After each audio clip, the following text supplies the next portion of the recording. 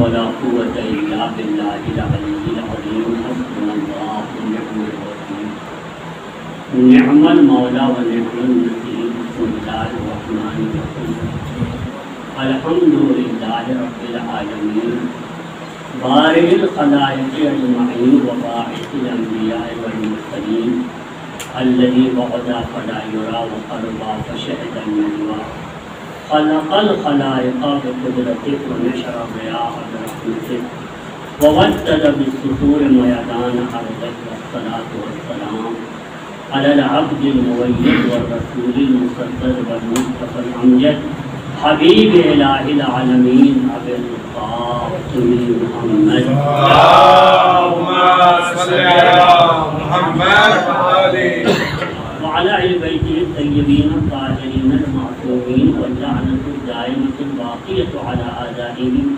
ومنكري فضائلهم وغاصبي حقوقهم وناصبي شيعتهم من الآن إلى قيام يوم الدين أما بعد فقد قال الله تبارك وتعالى بسم الله الرحمن الرحيم قل هذه سبيلي أدعو إلى الله على بصيرة أنا ومن اتبعني سبحان الله وما أنا من المشركين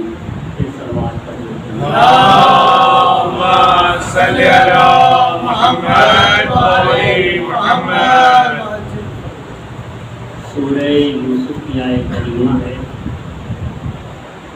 سورہ یوسف کے بارے میں امام جعفر صادق علیہ اللهم صل على محمد وعلى محمد فرماتے ہیں کہ علموا ارقاءکم سورۃ یوسف، اپنے بچوں کو اپنے گھر والوں کو سورہ یوسف کی تعلیم دو. وَأَهْلِیکُم، اپنے اہل و عیال کو. ارقا یہ رقیق کی جمع ہے. رقیق یعنی گھر میں کام کرنے والا خادم، چاہے وہ غلام کی صورت میں ہو، کنیز کی صورت میں ہو، نوکر کی صورت میں ہو. اپنے نوکروں کو، اپنے غلاموں کو، اپنے خریدوں کو سورہ یوسف کی تعلیم دو، اور اپنے گھر والوں کو بھی، اپنے بچوں کو بھی سورہ یوسف سکھاؤ، تعلیم دو. کہ سورہ یوسف اپنے بچوں کو تعلیم ہوگی تو قیامت کے دن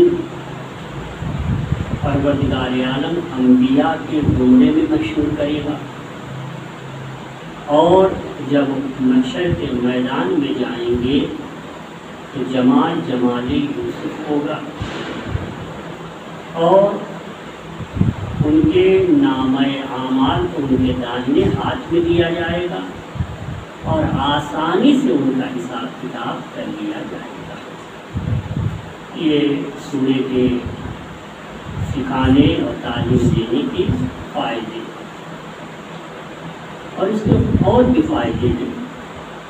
جب آپ بچوں کو تعلیم دیں گے یا خود بھی سورہ یوسف کی تلاوت کریں گے تو ظاہر ہے کہ تعلیم کا مطلب یہ ہوتا ہے کہ اس حد تک آپ تلاوت کریں کہ وہ آپ کے علم میں اس کے الفاظ بھی آئیں. یعنی ایسا نہیں کہ صرف سرسری طور پر پڑھ لیں. تو تعلیم کا مطلب تو یہی ہوتا ہے کہ کسی چیز کو آپ سکھائیں اور یاد کرائیں، ذہن نشین کرائیں. تو ظاہر ہے کہ اگر آپ تلاوت کر رہے ہیں تو آپ کو کون سکھائے؟ اس وقت آپ اس طرح سے تدبر کے ساتھ پڑھیے، تعقل کے ساتھ پڑھیے کہ الفاظ کے معانی ذہن میں آنے لگے، سمجھنے لگے.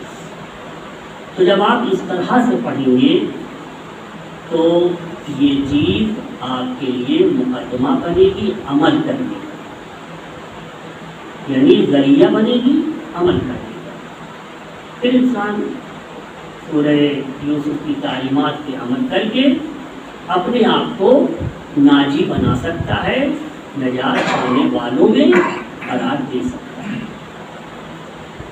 یہ سورہ یوسف کی یہ خصوصیت، ویسے تو کل قرآن کی یہ خصوصیت ہے کہ قرآن تدبر کے ساتھ پڑھا جائے، فکر کے ساتھ پڑھا جائے، تعقل کے ساتھ پڑھا جائے، تفکر کے ساتھ پڑھا جائے، الفاظ کی سطحی معانی پہ اکتفا نہ کرے بلکہ الفاظ کے گہرے معانی پہ بھی نظر ڈالیں۔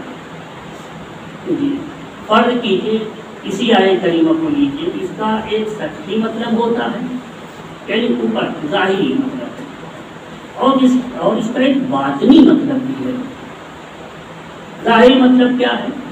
کیا میرے حبیب کہہ دیجیے کہ یہ میرا راستہ ہے، میں اس راستے پہ رہ کر اللہ کی طرف دعوت دیتا ہوں اور میں مکمل بصیرت و یقین کے ساتھ ہوں، اور جو میری پیروی کرتا ہے وہ بھی اللہ کی طرف دعوت دیتا ہے اور وہ بھی مکمل بصیرت اور آگاہی پہ ہے۔ اس کا سچی ترجمہ ہوا، لیکن اس کے اندر گہرائی ہے۔ گہرائی یہ ہے کہ دعوت اللہ، اللہ کی طرف دعوت دینے کا اگر کسی کو واقعی حق ہے تو وہ رسول کو حق ہے۔ یعنی ہر انسان اللہ کی طرف دعوت نہیں دے سکتا۔ یہی وجہ تھی کہ کچھ لوگ آئے منبر پہ اللہ کی طرف دعوت دینے کے لیے آئے، لیکن وہ یہ کہتے ہوئے بھی نظر آئے تاکہ اگر میں صحیح بیان کر رہا ہوں تو ٹھیک ہے، لیکن اگر میں بہک گیا تو اپنے سامعین سے کہتے کہ ہمیں ٹھیک کر دینا، جہاں سے میں بہکوں وہیں سے آپ مجھے ٹھیک کر دیں۔ اور یہ پہلے دور میں ہو چکا ہے، پہلے حاکم کے دور میں یہ بات ہوئی، اور جب کہیں اٹک جاتے تھے، پھنس جاتے تھے تو دعوت اس بات کا ہوتا تھا کہ میں اللہ کی جانب سے رہبر بنا کے بھیجا گیا۔ ہاں، لیکن جب منبر پہ آتے تھے، جب مشکلات پیش آتی تھی تو کہتے تھے عقیلونی عقیلونی فلست بخیر وعلی فیکم، مجھے معاف کرو، مجھے معاف رکھو، یہ مطلب میرے لیے بہت مشکل ہے اور میں بہتر نہیں ہوں جبکہ علی موجود ہے، علی کے ہوتے ہوئے میں بہتر نہیں۔ اسی طرح سے دوسرے صاحب بھی آئے، انہوں نے بھی یہی کہا کہ میں رسول کی جگہ کا لائق ہوں، رسول کا جانشین بننے کے لائق میں ہوں۔ چنانچہ اسی دعوے کے ساتھ آتے تھے، لیکن بارہا انہوں نے کہا کہ اگر علی نہ ہوتے تو میں ہلاک ہو جاتا، اور یہ تو عام سی بات ہے۔ حتیٰ پس پردہ جو خواتین ہوتی تھی وہ ٹوک دیتی تھی کہ تم نے یہ مسئلہ کہاں سے کہا، مہر کے مسئلے میں ٹوک دیا۔ پھر خواتین کہا کہ تمہاری بات مانے یا اللہ اور رسول کی بات مانے؟ تب انہوں نے کہا کہاں سے گڑبڑ ہے؟ کہا قرآن نے یہ کہا ہے۔ کہا اچھا ایسا لگتا ہے میں نے آیت پڑھی ہی نہیں تھی۔ اس طرح سے ہوا تو ضروری ہے کہ قرآن کریم میں تدبر کرے، تفکر کرے کہ کیا اللہ کی طرف دعوت دینے کا حق سب کو دے دیا گیا ہے؟ نہیں، سب کو نہیں دیا گیا ہے، اور دعوت کے لیے ایک شرط ہے جو نہایت ضروری شرط ہے، وہ یہ ہے کہ اللہ کا اذن ہو تو دعوت ہو، اور اذن نہ ہو تو دعوت نہ ہو۔ یہ چیز تو سوائے نبی اور وسیع نبی کے تو کسی کے بس کی بات ہی نہیں ہے۔ اذن کیسے پتہ چلے گا؟ جو اپنے آپ کو رہبر اسلام کہیں وہ اذن الہی بھی رکھتے ہو، یہ کہاں سے؟ داعیا الی اللہ باذنہ، دعوت دینے والے ہیں اللہ کی طرف سے، اللہ کے اذن سے۔ یہ بڑی بات ہے۔ لہٰذا اس آیت کی جب باطنی معنی جو اس کے اندر پوشیدہ ہے معنی، اس کی جب گہرائی کو معلوم کیا گیا تو گہرائی بھی معلوم ہوا کہ باطن ہے، باطن کا باطن ہے اور 70 باطن ہے، ایک باطن اس کا بھی باطن، اس کا باطن بھی ایک باطن رکھتا ہے، اور اس طرح 70 باطن ہے۔ اور ظاہر کے بارے میں پتا ہے، اس کا ظاہر ہے اور ظاہر کے بھی ظواہر ہیں۔ لہذا قرآن کریم کی چھوٹی سی چھوٹی آیت کے بارے میں کوئی انسان نہیں کہہ سکتا کہ میں نے اس کو مکمل طور سے سمجھ لیا ہے، کوئی نہیں کہہ سکتا۔ اسی آیت جو آپ کی خدمت میں عرض کیا، جب امام معصوم سے پوچھا گیا، امام محمد باقر علیہ السلام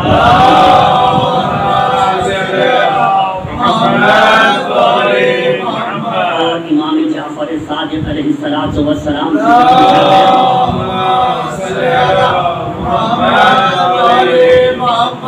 فرمایا کہ یہاں پہ جو سبیل کے معنی بتائے گئے ہیں، اس سبیل سے مراد پیغمبر ہے، اور جو اتباع کی بات کہی گئی ہے اس سے مراد علی بن ابی طالب ہیں، اور علی بن ابی طالب کے بعد جو جانشین ہیں، یعنی 11 امام ہیں۔ اور جب اسی آیت کی تفسیر امام جواد سے پوچھا گیا، امام محمد تقی علیہ السلام سے جب پوچھا گیا،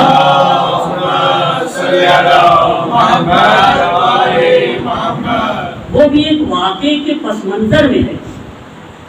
واقعہ کی ایک جھلک آپ کو بتا دیں کہ آپ کے پاس کچھ لوگ آئے تاکہ اے میرے آقا الناس ینکرونک،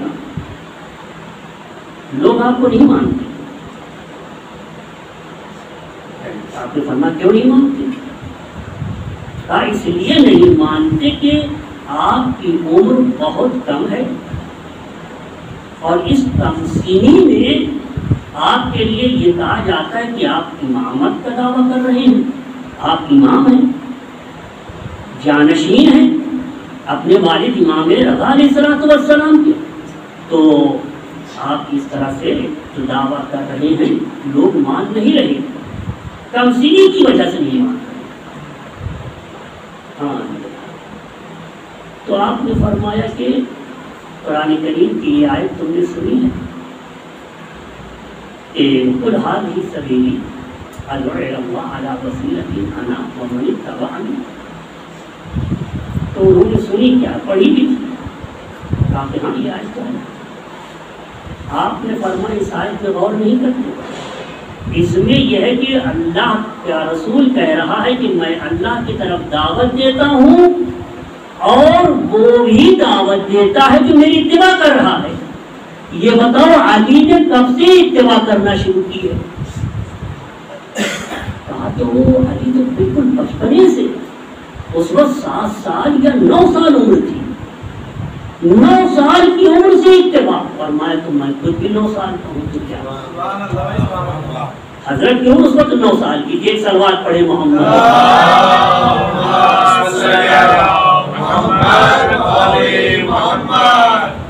حاضر۔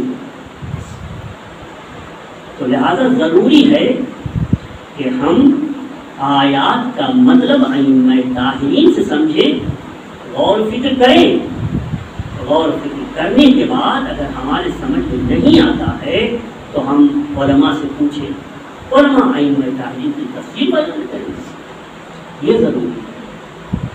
ایک شخص ہے نام ہے سعید ابن ہاشم، سعید ابن ہاشم نام ہے، اس نے پیغمبر کو نہیں دیکھا، بہت آرزو کر رہا تھا، کہیں باہر کا رہنے والا تھا، یعنی مدینے کا نہیں تھا، بہت ہی آرزو کر رہا تھا کسی طرح سے پیغمبر کی زیارت ہو جائے، لیکن نہیں ہو پائی۔ لیکن ایک سفر پیش آیا، اور اس سفر میں وہ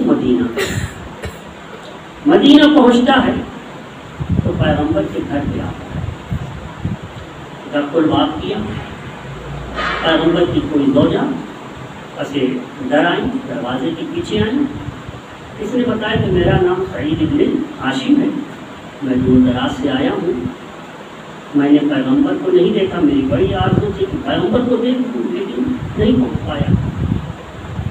تو پیغمبر کی کوئی ایسی بات بتائیے، اور ہمیں آپ یہ بتائیے، پیغمبر کی کوئی بات بتائیے جو میں بطور نصیحت لے کے جاؤں۔ ہمیں آپ بتائیے پیغمبر کیسے تھے، کس طرح سے۔ پوچھا کہ تم نے قرآن پڑھا ہے؟ کہاں قرآن پڑھا؟ کہا کہ بسم اللہ کی بے سے لے کر والناس کی سین تک پورا جو قرآن کا مجموعہ ہے، اگر کوئی اسے مد نظر رکھے تو سنو، کانا خلقہ القرآن، پیغمبر کا پورا اخلاق قرآن تھا۔ یعنی اگر پیغمبر کے بارے میں آپ جانکاری لینا چاہتے ہیں کہ پیغمبر کیسے اٹھتے تھے، کیسے بیٹھتے تھے، کیسے ملتے تھے، بڑوں کے ساتھ کیسے ملتے تھے، اپنے ہمسن کے ساتھ کیسے ملتے تھے، چھوٹے چھوٹے بچوں کے ساتھ کیسے ملتے تھے، اگر اس کو جاننا چاہتے ہیں تو قرآن پڑھیں۔ پیغمبر کی عبادت کو جاننا چاہ رہے ہیں، قرآن پڑھیں۔ پیغمبر کی سیرت سے آگاہی چاہتے ہیں تو قرآن پڑھیں۔ یہ ساری باتیں آپ کو قرآن سے پیغمبر کے بارے میں مل جائیں گی۔ ہاں، پیغمبر کی پوری زندگی، بڑوں کے ساتھ کیسے، چھوٹے کے ساتھ کیسے، ہمسن کے ساتھ کیسے، مثلا بچوں ہی کی لیجیے، بچے کبھی بھی، یعنی بچے بھی ترس جاتے تھے کہ پیغمبر کو سلام کرنے میں پہل کریں، پیغمبر پہلے ہی سلام کر دیتے تھے بچوں کو، اس طرح سے ہوتا تھا۔ پیغمبر بچوں کے بارے میں جو پیغمبر کی روش تھی، کیا روش تھی بچوں کے بارے میں؟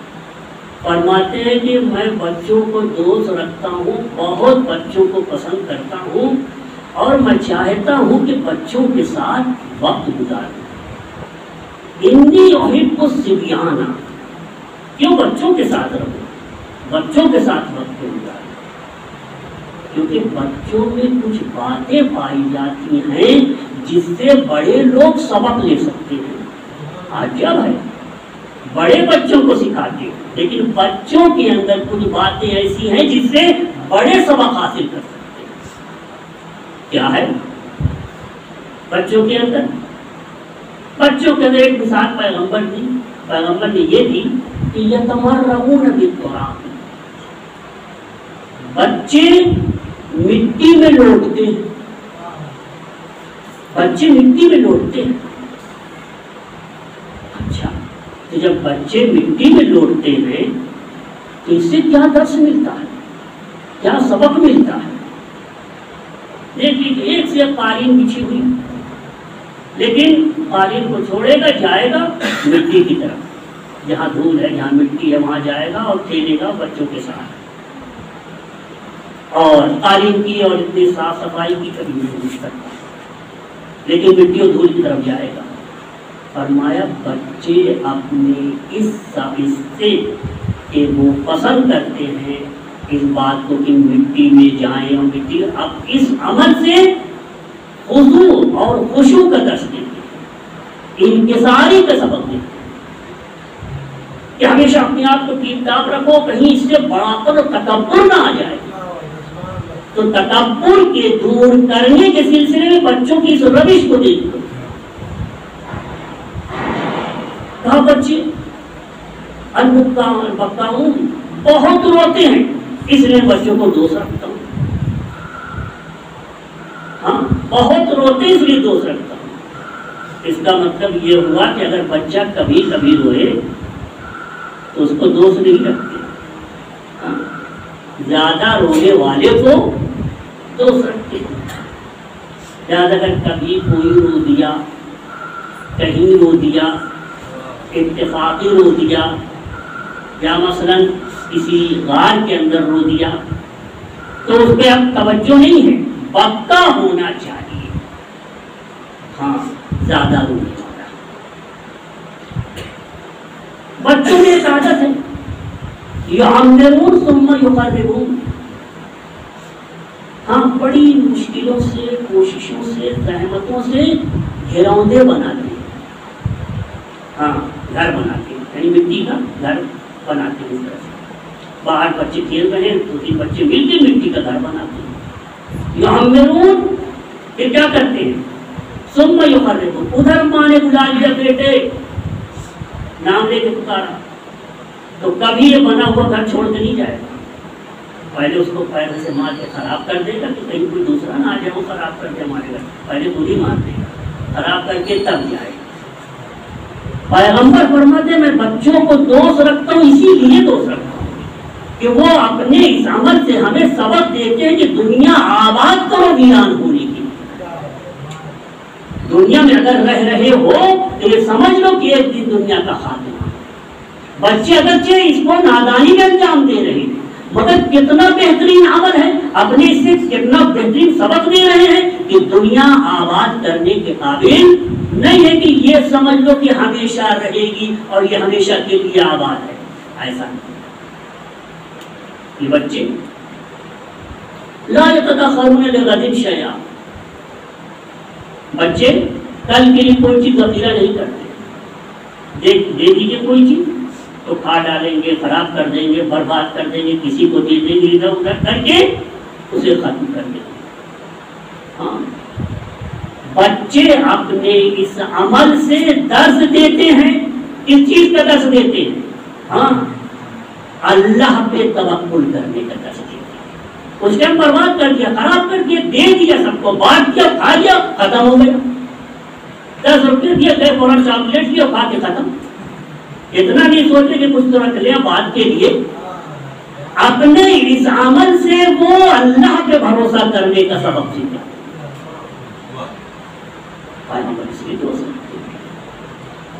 پیغمبر جوانوں کو بتاتے ہیں کہ دیکھو اپنے بزرگوں کے آگے نہ چلے، اور جتنے چھوٹے ہیں ہر عمر کے چھوٹے جو اپنے بڑوں کے مقابل میں آ جاتے ہیں ان سے فرماتے ہیں کہ یعبروا کبیرکم، چھوٹوں کو اس طرح سے ادب سکھاؤ کہ وہ بڑوں کا احترام کریں. ہاں کہتے جناب فلاں نے تو ان کو سلام نہیں کیا، ان کے لڑکے نے تو ان کو سلام نہیں کیا. سلام سکھایا جائے تب وہ سلام کرے گا، برا کیوں مانتے؟ برا مان لے. تربیت کی جاتی ہے، تربیت کی جاتی ہے. لا یتدخرون لغد شیئا.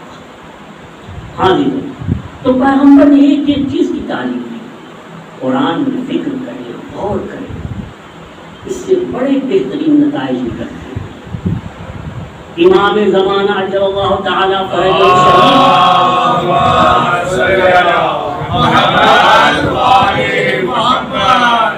وہ پکار کے کہہ رہے ہیں کہ ہم نے بتایا، ہمارے آبا و اجداد نے بتایا ہے کہ یہاں پہ اس آیے کریمہ میں میرے جد رسول سبیل سے وہ مراد ہے، اور جس نے ان کی اتباع کی وہ علی ابن ابی طالب ہیں، اور ان کے بعد کے جانشین ہیں.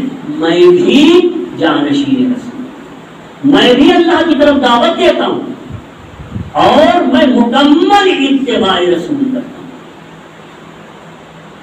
امام زمانہ آج بھی ہماری ہدایت کرتے ہیں، اللہ کی طرف دعوت دیتے ہیں. امام نے یہ ہمارے دل میں ڈالا کہ آپ مجلس عزائے حسین میں آئیں، یہ دعوت ہے امام زمانہ. ہاں اگر امام ہمیں نہ بلاتے تو ہم فرش عزائے حسین کے بھی نہ. امام جب تشریف لائیں گے تو امام کی کچھ علامت ہے، نشانی ہے یا نہیں؟ امام آئیں گے تو کیسی صورت ہوگی، کیسی سیرت ہوگی، کیا طریقہ ہوگا؟ صورت کس اللحیہ، داڑھی گھنی ہوئی ہوگی. اب اگر امام کو ڈھونڈنا ہو، تلاش کرنا ہو تو پھر جو داڑھی رکھنے والے ہیں ان میں دیکھیں. ہاں کسل لحیہ، امام کی علامتوں میں سے ایک علامت یہ ہے کہ لونہ لون عربی، ان کا رنگ جو رنگ عربی رنگ ہوتا ہے وہ عربی رنگ ان کا ہوگا، یعنی پتہ چلے گا کہ یہ عرب ہیں۔ جسمہ جسم اسرائیلی، اور ان کا جسم جناب یعقوب کے جسم کی طرح ہوگا، جناب یعقوب کا جسم نہایت ان کے بارے میں ملتا ہے، ایک شجاع، ایک بہادر اور بلند قامت۔ ہاں، لیکن ہمارے یہاں نقطہ لگانے کے چکر میں نقطہ لگ جائے اور مجمع واہ واہ کہے، چاہے فضائل پہ پانی پھر جائے، چاہے عظمت گھٹ جائے، مگر مجمع اٹھ جانا چاہیے۔ ہاں، ایک نقطہ بھی آپ کے سامنے میں پیش کر رہا ہوں اور آپ بھی واہ واہ کہیں گے، آپ دیکھتے ہیں واہ واہ کہتے کہ نہیں کہتے؟ ایک سلوات پڑھیں،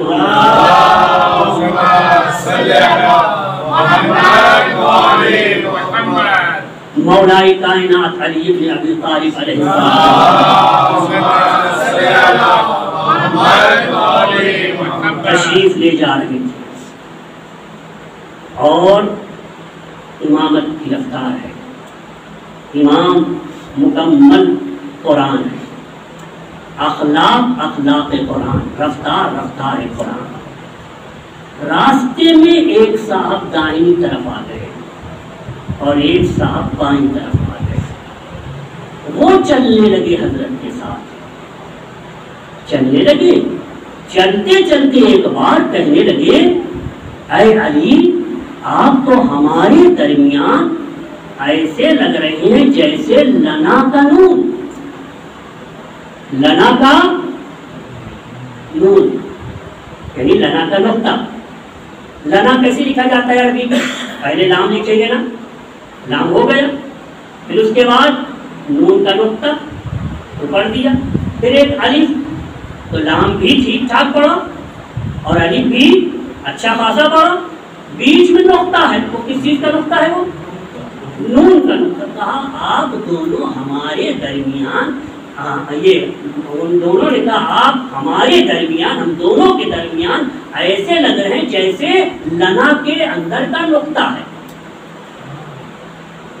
تو مولا نے پلٹ کے جواب دیا کہ لولا نقطہ لکنتم اللہ، اگر اس نقطے کو ہٹا لیا جائے، نقطہ نہ ہو تو تم دونوں لا ہو جاؤ گے، لا یعنی کچھ بھی نہیں ہے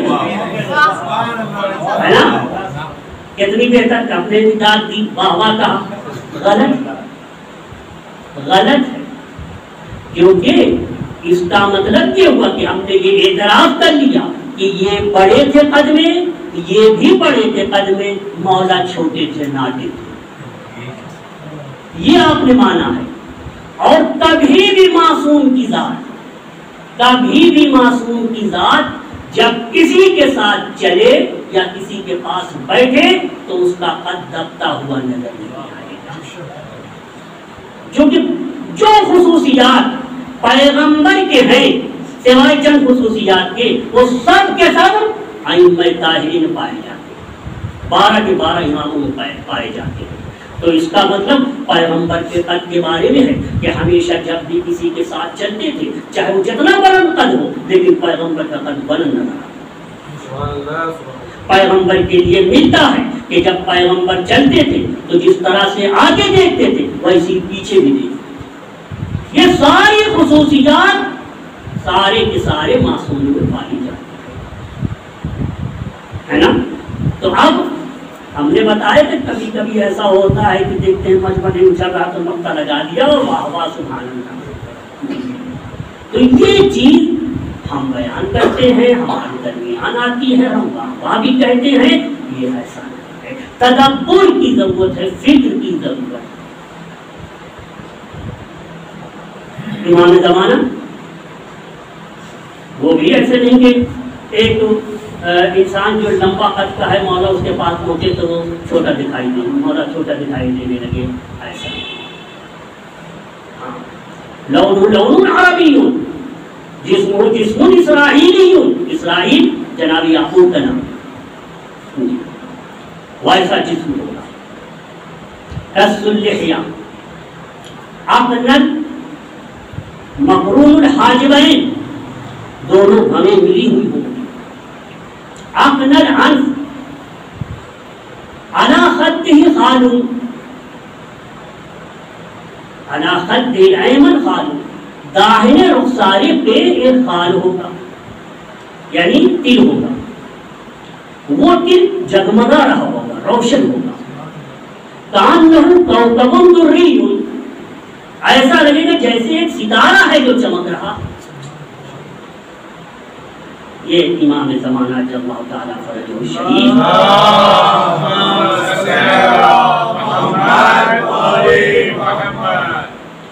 اور جب آپ تشریف لائیں گے تو آپ کی سیرت کیا ہوگی؟ سیرت وہی اپنے جد کی سیرت ہے، لیکن شریعت کو اس قدر بدل دیا گیا ہوگا، اور شریعت اس قدر بدل دی جائے گی کہ جب آپ شریعت پیش کریں گے تو لوگ کہیں گے نئی شریعت آئی ہے، نہیں، شریعت تو وہی ہوگی۔ روایت کیوں بتایا کہ اعلیٰ سنت جدیدہ، سنت جدید و قواعد جدید، حالانکہ نہ یہ نئی سنت ہے نہ نیا فیصلہ ہے، وہی فیصلہ جو پیغمبر کرتے ہیں۔ کچھ خصوصیات ہیں، خصوصیات میں خصوصیت یہ ہے کہ یسیر بسیرت سلیمان، جناب سلیمان کی سیرت نمایاں کریں گے۔ کیا کرتے جناب سلیمان؟ ہواؤں پہ ان کا تخت چلتا تھا، جن و انس سب ان کے مطیع ہوتے تھے۔ امام زمانہ کے سلسلے میں اسی طرح سے لوگ دیکھیں گے، فَيَدْعُ الشَّمْسَ وَالْقَمَرَ فَيُجِيبَانِهِ، بیٹھے بیٹھے سورج کو بلا لیں گے، لبیک کہتے ہوئے سورج آ جائے گا، چاند آ جائے گا۔ اب کیسے آئے گا، کس طرح سے آئے گا وہ ہم نہیں جانتے کیسے آئے گا، لیکن لبیک لبیک کہتے ہوئے آئے گا۔ یہ امام زمانہ کے آنے کے لیے اگر ہم آمادہ ہیں، تیار ہیں، تو ہم کو چاہیے کہ اس طرح سے اپنے آپ کو بنائیں کہ جو مولا کے لیے کہا گیا ہے کہ یہ اللہ کی طرف دعوت دینے والے ہیں مکمل بصیرت اور آگاہی کے ساتھ، تو ہمیں بھی چاہیے کہ اس دعوت کو قبول کریں، اور دعوت کو قبول کر کے مولا کے نقش قدم پر چلیں۔ اب یہ اور بات ہے کہ ہم 100% تو نہیں چل پائیں گے، مگر جتنا چل سکتے اتنا تو چلیں۔ مولا کے پاس خط بھیجا گیا، امام زمانہ کا خط بھی بیان کر رہے تھے، خط ہی بیان کر رہے تھے۔ خط بھیجا گیا، خط میں بہت سے سوالات ہیں، اس میں سے ایک سوال یہ ہوا کہ راویان حدیث جو حدیثوں کی روایت کرتے ہیں، اگر انسانوں کے لیے کوئی مسئلہ پیش آ گیا تو کیا ہے، راویان حدیث سے رجوع کریں؟ فرمایا اما الحوادث الواقعہ فرجعوا فیہا الی رواة حدیثنا، جب کوئی نیا واقعہ پیش آ جائے تو ہماری حدیثوں کی روایت کرنے والوں کی طرف رجوع کرو، حدیثوں کی صحیح روایت منہم ہمارے مجتہدین و فقہا کرتے ہیں، ان کے علاوہ کوئی اور نہیں کر سکتا، کیونکہ حدیث میں جتنے راوی ہیں ہم کو تو 2-4 ہی کا نام صحیح سے نہیں معلوم، وہ تو سینکڑوں راوی کو جانتے ہیں اور ان کے پورے اعمال کو جانتے ہیں، ان کے طرز زندگی کو جانتے ہیں، لہذا ہمارے روایت حدیث پر رجوع کرنا، فَإِنَّهُمْ حُجَّةٌ عَلَيْكُمْ، اس لیے کہ وہ تم پر حجت ہیں اور میں ان پر حجت ہوں۔ امام کا خط سنانا ہے، لہذا چند باتیں اور تو سنا دیں، اس کے بعد انشاءاللہ بحث کو ختم کر رہے ہیں۔ آپ نے اس خط میں بھی یہ تاکید کی کہ دیکھو محمد ابن عثمان یہ میرے نائب خاص ہیں، ان پہ بھروسہ رکھنا، چونکہ میرا بھروسہ ان کے اوپر ہے، وہ کتاب ہو کتابی، ان کا خط میرا خط ہے، یہ جو تحریر کرے سمجھو میری تحریر ہے۔ انسان تقوی و پرہیزگاری کی بنیاد پہ کتنی منزلت کو حاصل کر لیتا ہے کہ معصوم امام فرماتے ہیں کہ ان کی تحریر میری تحریر، کتنی حکمتوں کو پا لیا۔ اس کے بعد آپ فرماتے ہیں کہ سنو، محمد ابن علی ابن مہزیار اہوازی، یہ محمد ابن علی ابن مہزیار اہوازی اہواز کے رہنے والے ہیں، اور کچھ آج کل بہکی باتیں کر رہے ہیں۔ سنو، ان اللہ سیصلح، ان قریب خداوند عالم ان کے دل کی اصلاح کر دے گا اور ان سے شک و شبہات کو دور کر دے گا۔ دیکھیے امام کس طرح کی خبر دے رہے ہیں، یعنی ان قریب کسی عالم سے ملیں گے، ہمارے نائب خاص سے ملیں گے، کسی مجلس میں شرکت کریں گے، وہاں جا کے ہمارا بیان سنیں گے تو پھر ان کا شک برطرف ہو جائے گا۔ حضرت نے اپنا علم بتایا کیسا ہونے والا ہے۔ فرمایا کہ محمد ابن شاذان ابن نعیم رجل من شیعتنا، ان کے بارے میں تم نے پوچھا ہے، یہ ہمارے شیعہ ہیں۔ امام زمانہ کے خط میں یہ بات آئی۔ سوال کرنے والا کون ہے؟ ہاں، اسحاق ابن یعقوب، وہ سوال کر رہے ہیں، حضرت جواب دے رہے ہیں، لیکن سوال خطوط کی شکل میں، خط کی شکل میں، جواب بھی تحریری شکل میں۔ آپ نے اس میں یہ فرمایا کہ اے اسحاق ابن یعقوب، جو مال لے کر آئے ہو، پیسے، مال، فلا نقبل، ہم قبول نہیں کریں گے، کیونکہ یہ مال حرام مال ہے، ناجائز طریقے سے حاصل کیا گیا ہے، اسے واپس لے کے جاؤ۔ اسحاق ابن یعقوب اس مال کو واپس لے گئے۔ اس کے بعد ارشاد ہوتا ہے کہ تم نے سوال کیا تھا کہ گانا گانے والی عورت جو پیسے کماتی ہے اس کے بارے میں کیا ہے؟ فرمایا ثمن المغنیت حرام، گانا گانے والی عورت جو پیسہ کمائے یہ حرام ہے۔ ہاں،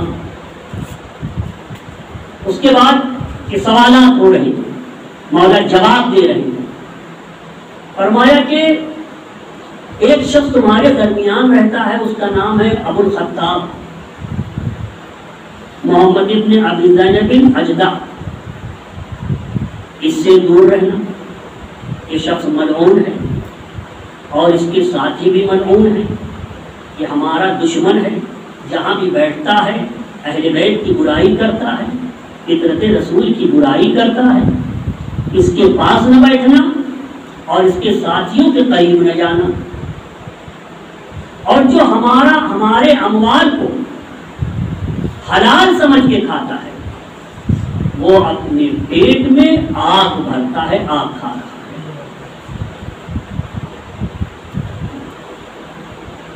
اس خط کا آخری جملہ عرض کرتے ہیں، البتہ خط طویل ہے، مجھے آخری جملہ نقل کرنا ہے، اس کے بعد گفتگو کو تمام کرنا ہے۔ فرمایا کہ تم نے خمس کی بات پوچھی ہے، اور خمس کے مسئلے میں شادی بیاہ اور اولاد اور بچوں کے سب کا تذکرہ، تو آپ نے فرمایا کہ خمس ان مراحل میں ہمارے شیعوں کے لیے حلال ہے، ظہور تک حلال ہے، یعنی کیا مطلب؟ خمس نہ دے کوئی مشکل نہیں ہے۔ کون سا خمس؟ شادی بیاہ میں آج بھی آپ جب کوئی توضیح مسائل اٹھائیے، مسئلہ اٹھائیے، وہاں ملے گا کہ لڑکی کے جہیز کے لیے سال کے اندر آپ کو جو فائدہ ہو رہا ہے اس سے آپ نے آخر سال میں خمس نہ دے کے کوشش کریں اسی سے جہیز خرید لیں، تو آپ پہ کوئی خمس نہیں ہے۔ اور اسی طرح سے اگر ایک سال کے پیسے میں نہیں ہو پائے تو دوسرے سال بھی اسی جو دوسرے سال کی کمائی، یاد رکھیے مسئلہ کیسے ہے، اگر کوئی انسان اپنی بیٹی کی شادی کرنا چاہتا ہے اور جہیز کے لیے اس کو کافی رقم درکار ہے، یعنی سمجھیے کہ کئی سال کے پیسوں کو اکٹھا کر کے جہیز تیار ہو سکتا ہے۔ تو پھر ایسا کریں کہ سال کے دوران جتنی آمدنی ہو کی جائے اس سے جہیز خریدتا جائے، اور جب سال ختم ہو جائے دوسرا سال آئے تو دوسرے سال کی آمدنی میں بھی جو پیسہ آتا جائے اس سے جہیز خریدتا جائے۔ تیسرے سال میں فرض کی ضرورت ان سب میں خمس نہیں ہے، لیکن کیا ایسے کہ ایک سال کی آمدنی اکٹھا کر لی، خمس نہ دے کے دوسرے سال میں جہیز خرید رہے ہیں، کہا نہیں یہ نہیں ہو سکتا، تب تو خمس دینا، ٹھیک ہے نا۔ تو یہ مسئلہ آج بھی ہے۔ کیوں ایسا مسئلہ رکھا؟ فرماتے ہیں لتطیبا، تاکہ تمہاری اولاد حلال سالہ، تاکہ تمہارے لیے غذا کا استعمال حلال، تاکہ نکاح کے مسئلے میں کوئی مشکل پیش نہ آئے کہ خمس کا مسئلہ اتنا سخت ہو گیا کہ اب شادی کرنا مشکل ہو گئی کہ پہلے خمس دو تو پھر شادی کی جائے تو پیسہ ہی نہیں بچ پاتا ہے، جہیز خریدے کیا کرے، خمس نکالتے تو کچھ کہا بہت آسان کر دی تاکہ تمہارے یہاں ولادت کا مسئلہ بالکل پاک و پاکیزہ رہے، غذا بھی پاک اور اس سے جو سامان خریدا وہ بھی پاک، شادی بیاہ کے مسائل کل کے کل پاک ذریعے سے ہوئے، اولاد بھی پاک اور حلال زادہ ہے، یہ ہم نے تمہارے لیے ایسا یہ مسئلہ آج بھی تو مسائل پڑھ سکتے ہیں۔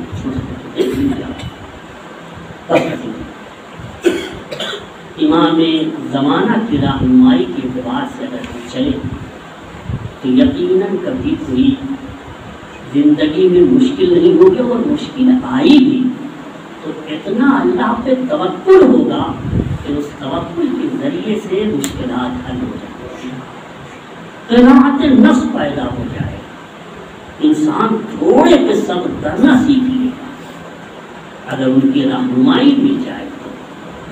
اور انہوں نے رہنمائی کے لیے ہم سے یہ فرمایا ہے کہ ہمیشہ دعا کیا کرو اور یہ جملے پڑھا کرو، آپ لوگ کو بھی یاد ہے وہ جملے، ہو سکتا ہے یاد ہو، تو جملے ہم سنائیں گے، ہو سکتا ہے آپ کو یاد ہو، اگر یاد نہ ہو تو مفاتیح میں نکال کے دیکھ لیجیے گا۔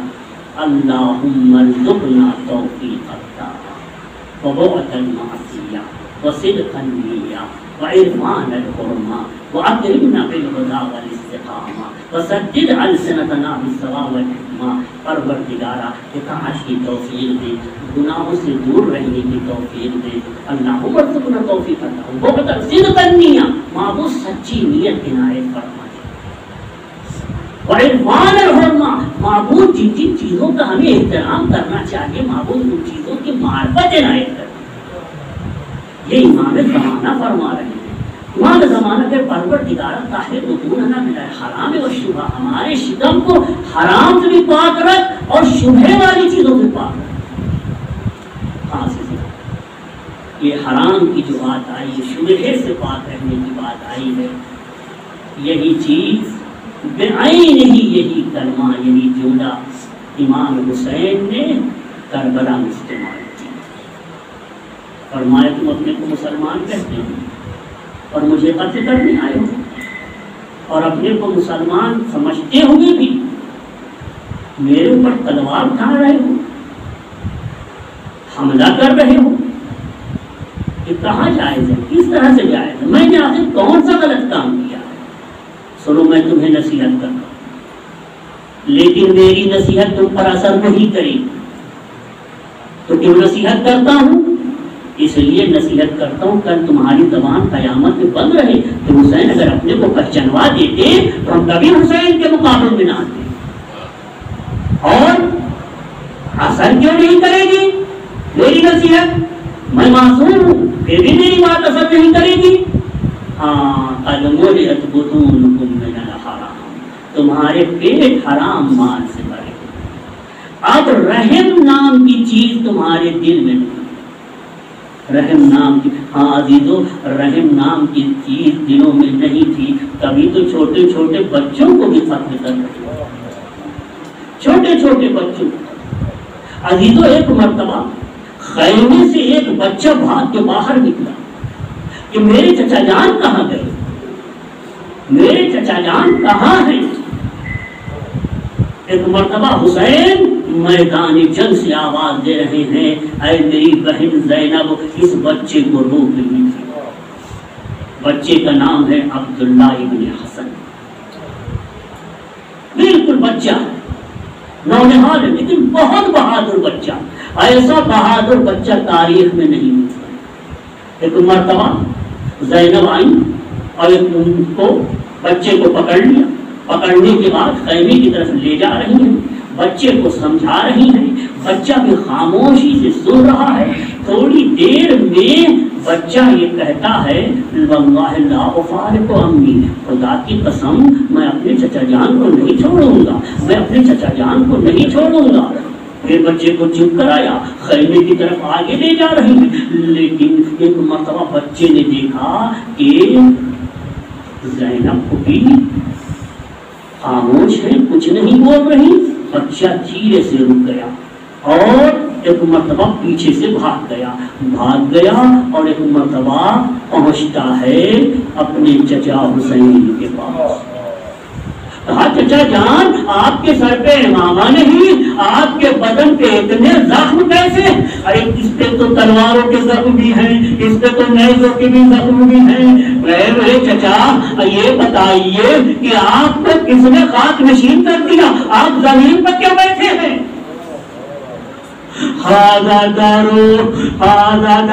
ایک مرتبہ حسین اٹھے اور اٹھ کے بچے کو گلے سے لگا لیا۔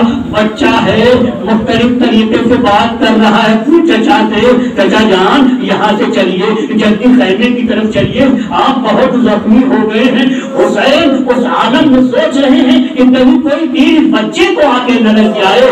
ایک مرتبہ ایک ملعون آگے بڑھا، ابن کعب آگے بڑھا۔ ایک مرتبہ اس نے یہ چاہا کہ تلوار نکال کے حسین پہ حملہ کرے، حسین پہ گردن پہ حملہ کرے، سر و بدن کو جدا کر دے۔ تیزی سے حسین کی طرف بڑھا، یہ انسان یہ ملعون تلوار لے کر حسین کی طرف بڑھا، دوڑتا ہوا آ رہا ہے۔ لیکن یہ بہادر بچہ اس نے دیکھا کہ یہ ملعون تلوار لیے میرے چچا کی طرف آ رہا ہے۔ ایک مرتبہ یہ بچہ کہتا ہے، یا ابن الخبیثہ اتقتل عمی، اے زنا زادے کیا تم میرے چچا کو مارے گا، میرے چچا کو قتل کرے گا؟ ایک مرتبہ یہ بچہ دوڑتے ہوئے جاتا ہے، دیکھتا ہے کہ تلوار چل رہی ہے، ہاتھ کو سامنے لا دیتا ہے، بچے کے ہاتھ پہ تلوار لگ گئی اور تلوار نے ہاتھ کو کاٹا، پھر چمڑے سے یہ تلوار یہ ہاتھ لٹک گیا۔ اور ایک مرتبہ حسین بچے کے پاس گئے، سینے سے بچے کو لگایا، بچے سے کہہ رہے ہیں، بیٹے تم نے اتنی بہادری دکھائی، ارے یہ لوگ معرفت نہیں رکھتے، یہ زنا زادے ہیں، ان کے دل میں رحم نام کی کوئی چیز نہیں ہے۔ سینے سے لگائے ہوئے تھے۔ ایک مرتبہ بچہ کہنے لگا، چچا جان اب میں اپنی ماں کے پاس جاؤں گا، مجھے میری ماں کے پاس پہنچا دیجیے۔ ایک مرتبہ آپ فرماتے ہیں، اے بیٹے ان اللہ سیلحقک، تمہیں اللہ تمہارے بابا کے پاس لے جا رہا ہے۔ اے میرے بیٹے صبر سے کام لو، اللہ تمہیں اجر دے گا۔ عزیزوں ایک مرتبہ سینے سے لگائے ہوئے یہ گفتگو کر ہی رہے تھے کہ ہرملا نے ایک چننے کمان میں لگایا اور تیر کو رہا کیا۔ یہ بچہ بھی میدان میں اپنے چچا پہ قربان ہو گیا۔ واہ حسینہ والیہ واہ فاطمہ۔